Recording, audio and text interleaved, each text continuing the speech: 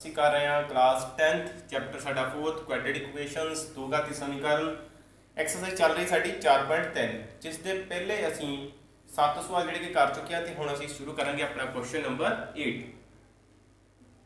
ਸੋ question 8 ਦੇ ਵਿੱਚ ਸਾਡੇ ਕੋਲ ਕੀ ਦਿੱਤਾ ਹੈ, ਵੇਖੋ ਇੱਕ ਰੇਲ ਗੱਡੀ ਇੱਕ ਸਮਾਨ ਚਾਲ ਨਾਲ 360 ਕਿਲੋਮੀਟਰ ਦੀ ਜਿਹੜੀ ਦੂਰੀ ਹੈ ਜਾਂ ਸਫ਼ਰ ਆ ਉਹ ਤੈਅ ਕਰਦੀ ਹੈ।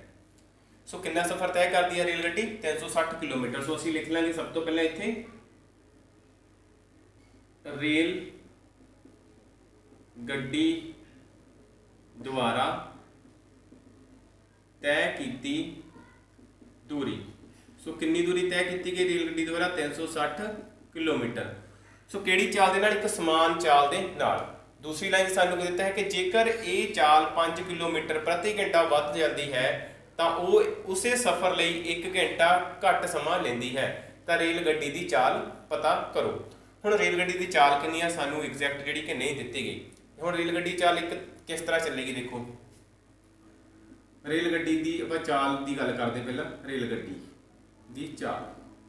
हुण चाल जी कितनी तरह की हो सकती है, हो सकता कि वह 50 किलोमीटर जाती हो 1 घंटे के, फिर 50 किलोमीटर, फिर 50 किलोमीटर, इस तरह उन्हें 150 किलोमीटर जाना तो 50 के नाल ही जा रही है हर घंटे में। ये तो होगी एक समान चाल, ठीक है। हुण दूसरी चीज़ की है, ਜਾਂ ਤਾਂ ਅਸੀਂ दो बारी गल कर सकते ਜਾਂ एक बारी गल कर लो कि पहला 50 है, फिर कितनी हुई है 40, फिर कितनी करती स्पीड 30।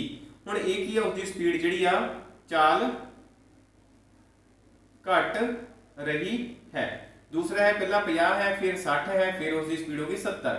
सो एक ही हो गया साढ़े कोई चाल वध रही है। सो चाल का मतलब कि साढ़े को क्या स्पीड। सो ये स्पीड की है साढ़े को कॉन्स्टेंट स्पीड है, ये साढ़े को स्पीड जी इनक्रीज कर रही है, ये स्पीड साढ़े को जी डिक्रीज कर रही है। सो जो तो समान चाल ना चलेगी तो उसको एक टाइम जो स्टेबल टाइम लगेगा। जेकर उसकी स्पीड घट गई, जो देखो असी जा रहे हैं, अगर असी स्पीड घटा देंगे, असी हौली चलना जोड़ा कि शुरू कर देंगे हाँ तो सानू समा लगना जोड़ा ज़्यादा शुरू हो जाता है, ठीक है। इस समा ज़्यादा लगेगा, समा ज़्यादा। सो जो स्पीड वधदी है साढ़े को, ठीक है, जो असी तेज चलना शुरू कर देंगे हैं, जो असी वैसे भी वॉक कर रहे हैं या रनिंग कर रहे हैं, जेकर असी तेज चलांगे तो असी जिहड़ा सफ़र है उसनूं जल्दी कवर करांगे।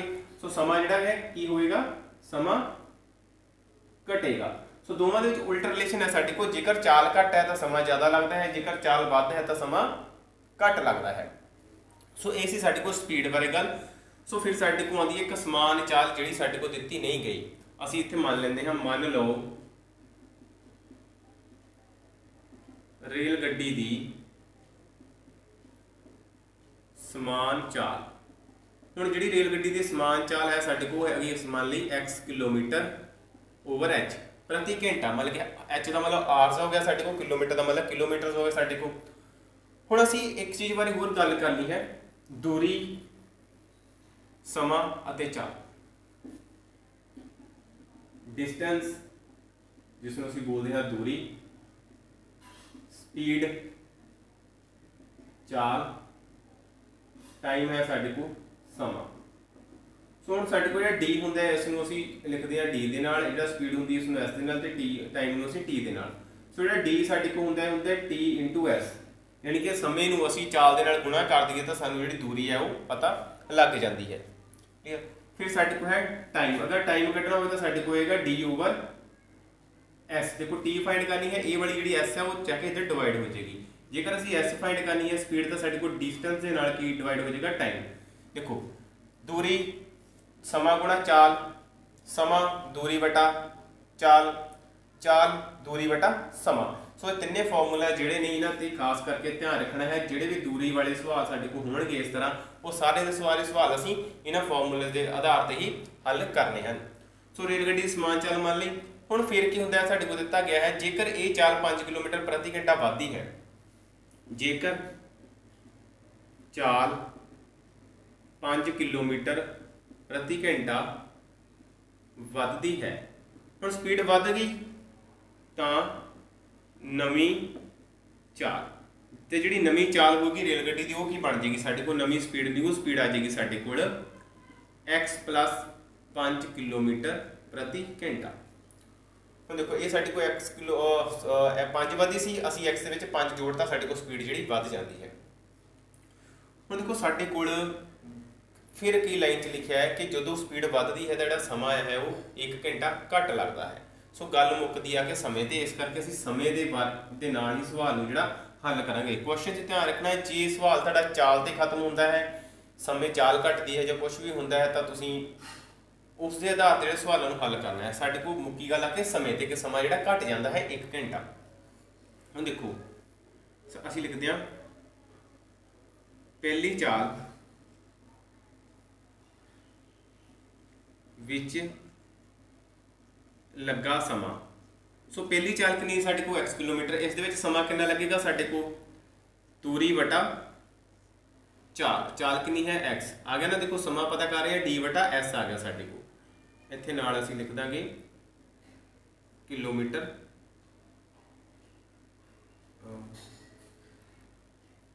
आवर्स, इन्ने घंटे जिहड़े साडे को लग रहे हैं आवर्स। सो ये साडे को की है दूरी वटा समा। सो जो बराबर होंदा है साडे कोल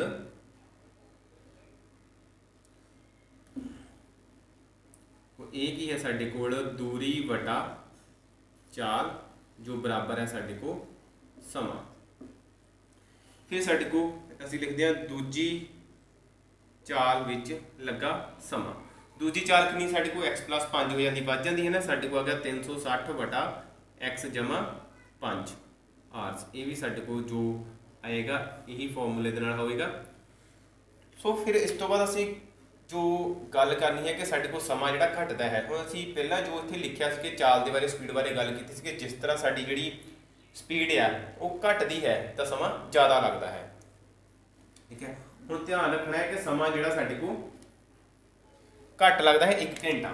हुण समा घट किद्दां लगदा 1 घंटा साडे को, असीं लिखदे 360 वटा x। देखो इस विच साडे को टाइम जिहड़ा ज़्यादा लगेगा ना, क्योंकि स्पीड घट है इत्थे साडे को, इत्थे स्पीड 5 होर वध जाती तो समा घट लगेगा। मतलब कि इन्हां दोवां दा जदों अंतर कड्डांगे तो साडे को 1 घंटा जिहड़ा बचदा है। मतलब कि इसनूं ते इसदा जदों डिफरेंस कड्डांगे असीं 360 वटा x माइनस करांगे 360 वटा x + 5 का साडे कोल की बच जांदा है 1 घंटा सेव हो जाता है। टाइम बच गया ना 1 घंटा, इत्थे समा ज़्यादा लगा, इत्थे समा घट लगा साडे को, इसलिए बराबर आ गया 1। हुण असीं सवाल दे विचों की करदे हां, जिहड़ा 360 है उसनूं असीं कॉमन कर लैंदे हां। देखो 360 नूं कॉमन कीता, साडे को आ गया 1 वटा x माइनस 1 वटा x + 5 बराबर है साडे को 1। हुण साडे को आ जाएगा ये जो ब्रैकेट है इसका असीं लवांगे LCM, वो आ गया साडे को x + 5।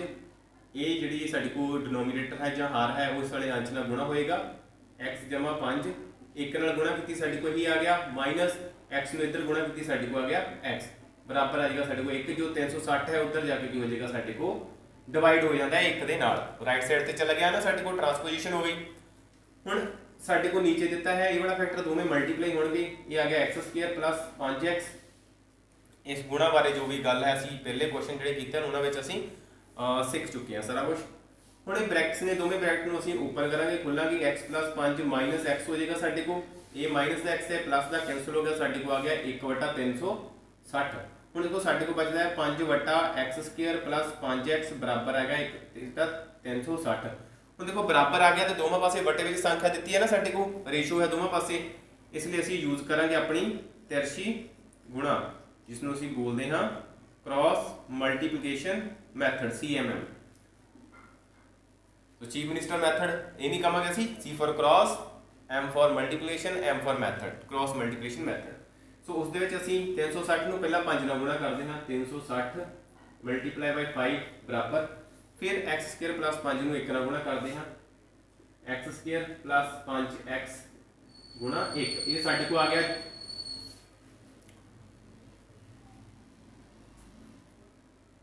हुण असीं 360 हुण असीं 360 नूं 5 नाल गुणा करांगे, ये आ गया साडे को 5 0 0 5 6 30 0 3 आंसर 5 3 15 ते 3 18 1800 बराबर आएगा साडे को x² + 5x। साडे को बन जाएगा, देखो गुणा करके साडे को ही फैक्टर आ जाएगा x² + 5x माइनस 1800 = 0। सो ये आ गई साडे को एक क्वाड्रेटिक इक्वेशन, दो घाती समीकरण। 1800 जिहड़ा सी वो इधर जाके साडे को माइनस हो गया।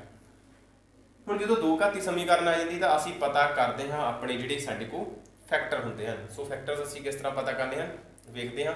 सब तो पहला असीं जिहड़ा टर्म दी है एक्स स्क्वायर इस तरह ही लिख लेना है, फिर प्लस फिर एक ब्रैकेट माइनस 1800।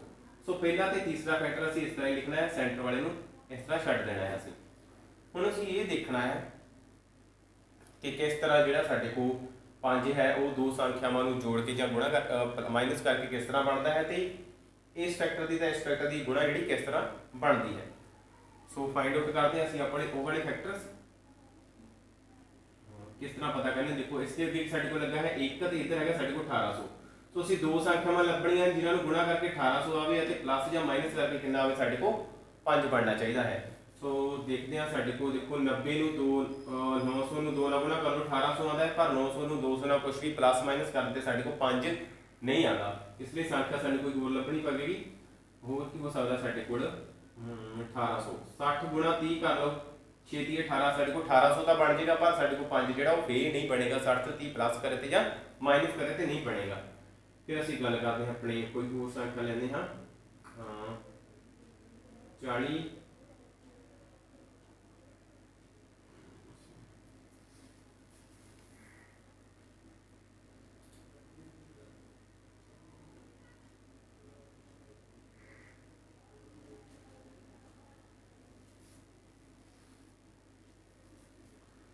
संख्या लेनी हम देखना है कि 5 का अंतर बना के चलना है असीं, ठीक है। हम देखो मतलब जो भी संख्या लिखनी है उस 5 का अंतर बना के चलना है। सो 5 का अंतर कितना बनेगा 5 के पहाड़े 5 10 15 20 25 30। सो इस तरह एक संख्या 5 वाली होगी, दूसरी संख्या 0 वाली होगी साडे कोल, जां होर भी हो सकती हैं, पर साडे कोल 2 0 चाहिए ने, गल ध्यान च रखनी है असीं। सो फैक्टर लेंदे हैं 40 गुणा 45। सो गुणा करके देखते हैं साडे कोल 45 नूं 40 दे नाल 0 0 4 5 भी 0, फिर 2 5 4 चौके 16 17 18। देखो ये साडे को क्या गया 1800, 45 से 40 माइनस करते हैं साडे को 5 भी जिहड़ा वो आ जाता है।